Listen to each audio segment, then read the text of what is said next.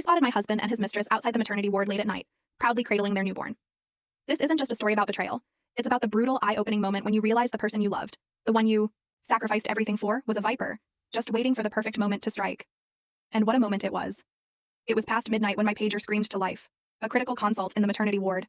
As I sprinted down the silent hospital corridors, my mind already racing through potential complications, I saw him, standing there, just outside the delivery room, a ghost in the hallway. Cedric, my husband. He was supposed to be thousands of miles away in London, starting a 2-year academic program. His face, when he saw me, froze. He looked like a deer. Caught in headlights, mouth agape, but no words came out. I had no time to question it, no time to even register the shock. A newborn was clinging to life, and my duty as a doctor, as an oncologist, was absolute. The baby had a congenital brain tumor. Complex, volatile. The room was buzzing with specialists, neurology, oncology. As senior oncologist, I was the lead surgeon. While I prepped, the low hum of chatter filled the background. Nurses, junior doctors, whispering about the young mother. Only 22, someone mumbled. Barely out of college. Had the baby before getting married. Then the quiet implication. The father's outside. He looks a lot older. They exchanged glances, not daring to say more aloud, but the unspoken words hung heavy in the air. I'd seen countless melodramas like this unfold in the hospital, but never, not in my wildest nightmares, did I imagine I would become the tragic figure in one. Looking back, the signs were all there. About a year ago, Cedric wouldn't stop praising one of his students.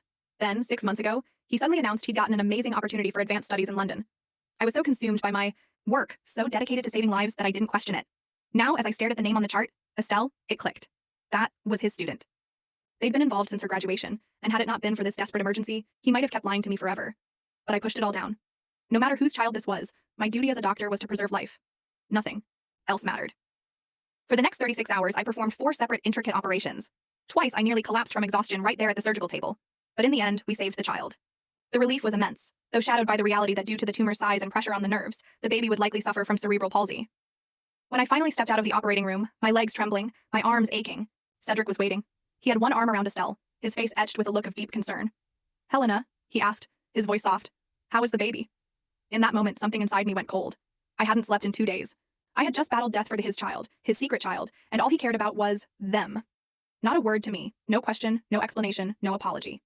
I answered flatly, "The child is out of immediate danger. However, there may be long-term complications. You should prepare yourselves for the possibility of cerebral palsy." Suddenly, Estelle shrieked, her voice shrill with hysteria. "You evil woman, you have no medical ethics. You saw I had a child with Cedric, so you used the surgery to hurt my baby." She lunged at me, fists raised, but Cedric caught her just in time. He turned to me, his face twisted with something I barely recognized. "Helena," he spat. "I can't believe you. I always thought you were principled and kind. But you brought your personal feelings into the operating room. Full story on the channel. Link below. Click now and watch what happened next."